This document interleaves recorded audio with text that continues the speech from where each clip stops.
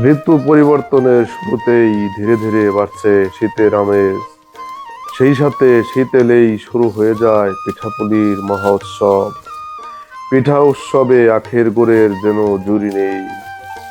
নিজ জেলার চাহিদা মিটিয়ে পাইকারি দরে বিক্রি করছে দেশের অন্যান্য জেলার গৃহস্থদের কাছে। শীতের হিমেল বাতাস বইতেই গুড় তৈরিতে ব্যস্ত হয়ে পড়েছেন আখ চাষিরা। আর শীতের মৌসুম এলেই শুরু হয়ে যায় সুস্বাদু আখের গুড় তৈরির কাজ। একদিকে আখ কেটে সংগ্রহ করা হচ্ছে,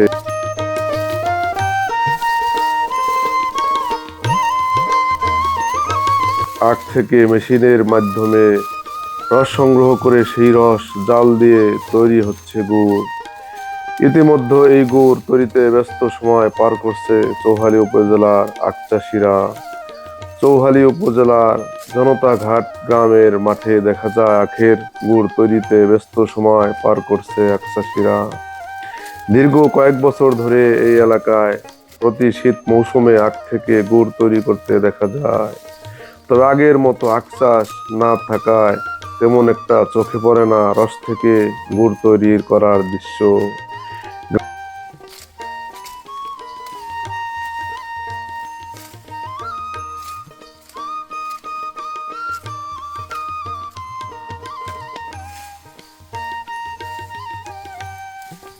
গ্রামের নারী পুরুষ কিশোররা আখ থেকে পাতা ও আগা বাদ দিয়ে শুধু আখ বের করে আলাদা করে রাখছেন। আর পাতা ও আগার অংশটুকু নিয়ে যাচ্ছে বাড়িতে গৃহপালিত পশু গরু ছাগলের খাবার হিসেবে। তারপর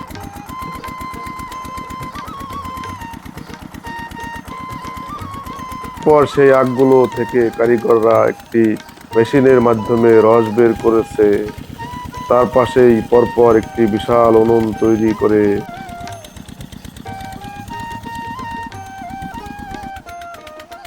তার উপর চাপানো হয়েছে বিশাল মাপের লোহার কড়াই।